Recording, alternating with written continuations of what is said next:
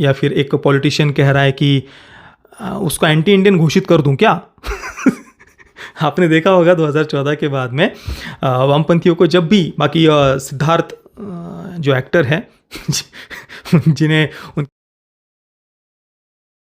ओम नारायण नारायण नारायण नारायण। सब मित्रों को राम राम, सबका स्वागत है दोस्तों। कैसे हैं आप सब। तो दोस्तों अभी हम बात करने वाले हैं इंडियन 2 या फिर हिंदुस्तानी 2 के ट्रेलर के बारे में। वैसे तो इसका ट्रेलर रिलीज होकर 11 दिन हो चुके हैं। मैंने ट्रेलर रिलीज होने के 2-3 दिन के बाद में ट्रेलर रिव्यू शूट भी कर लिया था, पर फिर दूसरे दिन फ़ोन में से कुछ फाइल्स डिलीट करते समय वो वीडियो भी डिलीट हो गया था और फिर उसके बाद समय नहीं मिला वीडियो बनाने के लिए।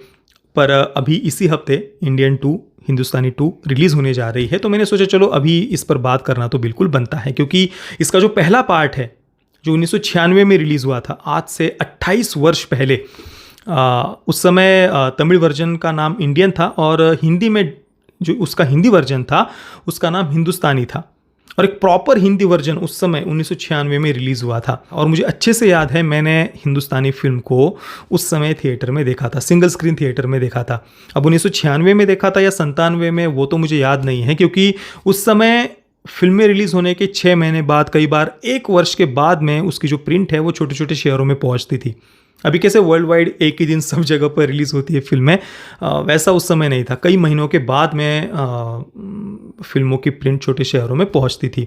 तो मैंने कब देखी थी वो तो याद नहीं, पर देखी थी इतना तो पक्का है। और मुझे फिल्म पसंद आई थी, केवल थिएटर में ही नहीं, तो बाद में भी जब भी मैंने टीवी पर इंडियन हो, हिंदुस्तानी हो, या फिर एस शंकर उनकी बाकी भी जो फिल्में हैं आप देख लीजिए, शिवाजी द बॉस हो, अपरिचित हो, रोबोट हो, या हिंदी में जो नायक फिल्म है, सभी फिल्में मुझे बहुत पसंद है। और उनकी काफ़ी सारी फिल्में, एस शंकर उनकी ज़्यादातर जो फिल्में अगर हम देखें तो उनमें एक विजिलेंटे थीम हमें देखने को मिलती है, चाहे वो इंडियन हो या अपरिचित हो या शिवाजी द बॉस हो। विशेषतः इंडियन और अपरिचित की अगर हम बात करें तो वहाँ पर हमें ये जो विजिलेंटे थीम है वो स्पष्ट रूप से दिखाई देती है। और उनकी 2015 में आय फिल्म आई थी। अभी 2-3 दिन पहले ही मैं टीवी पर ऐसे ही बैठा हुआ था, तो एक मूवी चैनल पर फिल्म चल रही थी आय। देखते देखते रुक गया, तो फिर ऐसे ही बैठ गया देखने के लिए। बहुत पसंद है मुझे आय फिल्म भी, उनकी 2015 में जो आई थी। फिर 18 में 2.0 आई, रोबोट का सेकंड पार्ट। विजुअल्स तो उसके बढ़िया थे, परंतु कहानी की बात करें, कैरेक्टर डेवलपमेंट की बात करें तो वहाँ पर 2.0 ने हमें डिसअपॉइंट किया था। तो एक प्रकार से हम कह सकते हैं कि 2015 में जो उनकी आय आई उसके बाद में एस शंकर, पता नहीं एक भी उनकी ऐसी, मतलब एक ही फिल्म उसके बाद में उनकी आई है 2.0। बाकी तो जैसे उन्हें भुला ही दिया गया हो ऐसा ही लगता है। इतने सफल डायरेक्टर, इतनी बढ़िया सक्सेसफुल फिल्में उन्होंने इतने लंबे समय तक दी, परंतु फिर भी लगभग उन्हें पिछले 8-10 वर्षों में भुला ही दिया गया। मैंने कई बार कहा है कि तमिल और मलयालम फिल्म इंडस्ट्री पर एक प्रकार से पिछले 8-10 वर्षों में जो कम्युनिस्ट और वामपंथी विचारधारा के जो फिल्म मेकर्स है उनका वर्चस्व हो गया है। और शायद इसी कारण से एस शंकर उन्हें भुला दिया गया, या पता नहीं उन्हें अवसर नहीं दिया है। क्या कारण है मुझे नहीं पता। क्योंकि देखिए, भले ही एस शंकर उनकी फिल्मों की थीम, कुछ फिल्मों में हमें विजिलेंटे थीम देखने को मिलती है, इंडियन और अपरिचित की विशेषता अगर हम बात करें तो, परंतु फिर भी उनमें एक ज़मीन से जुड़ाव हो या ट्रेडिशनल पॉइंट ऑफ व्यू हमें उनमें देखने को मिलता है, या फिर एक राष्ट्रवाद की भावना हो, या संस्कृति से, अपने कल्चर से जो जुड़ाव है वो हमें देखने को मिलता है। जैसे कि इंडियन को अगर हम देखें 1996 की, उसमें नेताजी का जितने गर्व के साथ में उन्हें उल्लेख किया है, आज़ाद हिंद सेना का जिस प्रकार से उन्होंने उल्लेख किया है, बहुत बढ़िया से राष्ट्रवाद की भावना को उन्होंने वहाँ पर दिखाया है। अपरिचित की भी अगर हम बात करें तो वहाँ पर भी हमारे कल्चर, संस्कृति से जुड़ा हुआ मुख्य पात्र है उसका आप देखिए। और शायद इसी कारण से उन्हें पिछले 8-10 वर्षों में शायद भुला दिया गया, या जो भी है। सोशल मीडिया पर भी इसको लेकर आपको कई सारे कमेंट्स वगैरह भी देखने को मिल जाएंगे। तो चलिए, पर अभी काफ़ी लंबे समय के बाद में उनकी 2-3 फिल्में अभी आने जा रही है। एक तो इंडियन 2 इसी सप्ताह आ रही है, और एक गेम चेंजर नाम की भी फिल्म आने वाली है। इंडियन 2 की अभी ट्रेलर की बात करें तो देखिए, पहली इंडियन फिल्म या अपरिचित, भले ही विजिलेंटे थीम उनमें थी, परंतु कहीं पर भी उस एक्सट्रीम कम्युनिस्ट विचारधारा वाले जोन में वो फिल्में नहीं जाती है। हमारे चैनल से जो मित्र जुड़े हुए हैं, मैंने कई बार, वो मित्र जानते हैं, मैंने कई बार इस थीम पर चर्चा की हुई है। जैसे कि अभी कुछ महीने पहले बगीरा नाम की एक फिल्म की अनाउंसमेंट हुई थी, उस पर मैंने उस वीडियो में मैंने इस पर चर्चा की थी। या फिर एक मेजर ग्रोम नाम की Russian super hero film Netflix पर रिलीज़ हुई थी, उसके रिव्यू में भी मैंने इस पर चर्चा की थी। और भी कई सारे वीडियोज़ में मैंने चर्चा की हुई है कि ज़्यादातर जो वामपंथी फिल्म मेकर्स होते हैं ना, उनका वही सिस्टम के नाम से छाती कूटना, बस सब कुछ भ्रष्ट हो गया है, सब कुछ करप्ट हो गया है, ये ऐसा वो ऐसा, और फिर कोई न्याय व्यवस्था को अपने हाथ में लेकर के खुद लोगों को सज़ा देने लग जाता है, दंड देने लग जाता है।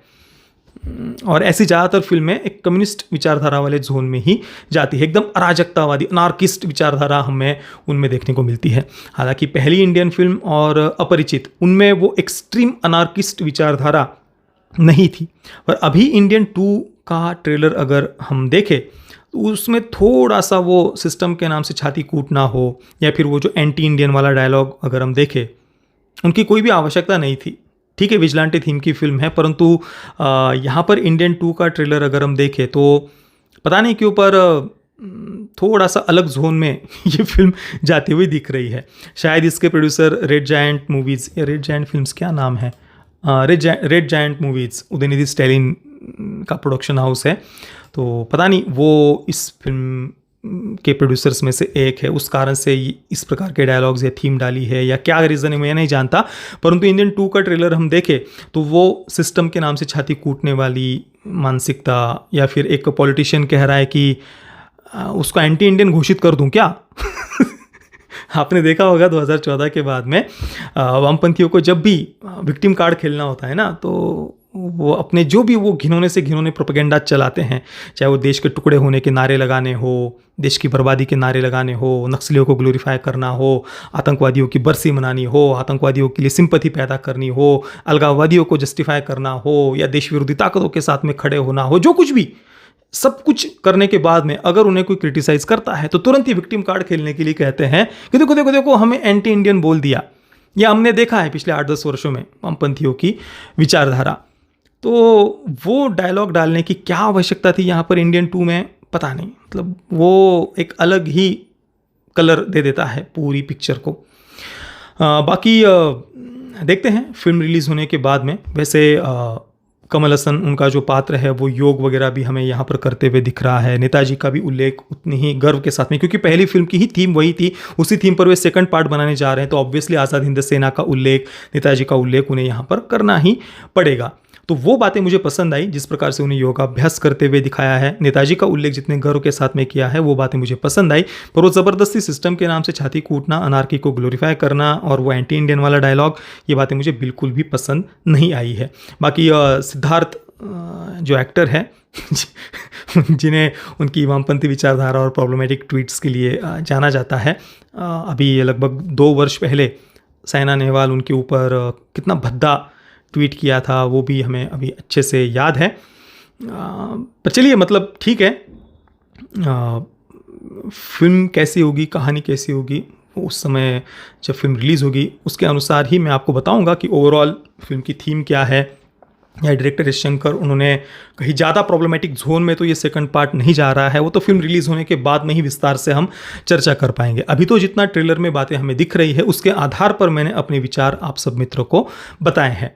बाकी तो जैसा कि एस शंकर, उनकी फिल्में टिपिकल सी हम एक जो थीम उनकी फिल्मों में देखने को मिलती है कि larger than life characters, vigilante theme वगैरह, वो तो है ही, परंतु आप उनके सॉन्ग्स भी देखिए पुरानी फिल्मों के, उनके जितने भी है, चाहे वो इंडियन ही हो, या फिर शिवाजी द बॉस हो, या फिर अपरिचित हो, सॉन्ग्स को भी वो एकदम ग्रैंड लेवल पर शूट करते हैं, पिक्चराइज करते हैं। एक एक सॉन्ग के लिए अलग से पूरे बड़े बड़े सेट्स वो खड़े करते हैं। तो वो बात यहाँ पर भी हमें देखने को मिल रही है इंडियन 2 में। तो देखते हैं, अभी ज़्यादा दिन तो बाकी नहीं है। मैं तो ऑब्वियसली उत्सुक हूँ देखने के लिए क्या उन्होंने इस बार बनाया है। हालांकि मेरे कोई ज़्यादा एक्सपेक्टेशंस नहीं है कि जैसे उनकी आय या फिर अपरिचित या इंडियन फिल्में जितनी हमें पसंद है उस लेवल की ये फिल्म होगी, ऐसा तो नहीं लग रहा। बाकी देखते हैं इस शुक्रवार को फिल्म कैसी है होगी। बाकी आप सब मित्रों को इंडियन 2 का या हिंदुस्तानी 2 का ये ट्रेलर कैसा लगा मुझे आप नीचे कमेंट में अवश्य बताना। ये वीडियो देखने के लिए आप सभी मित्रों का बहुत बहुत धन्यवाद। जय श्री राम, वंदे मातरम।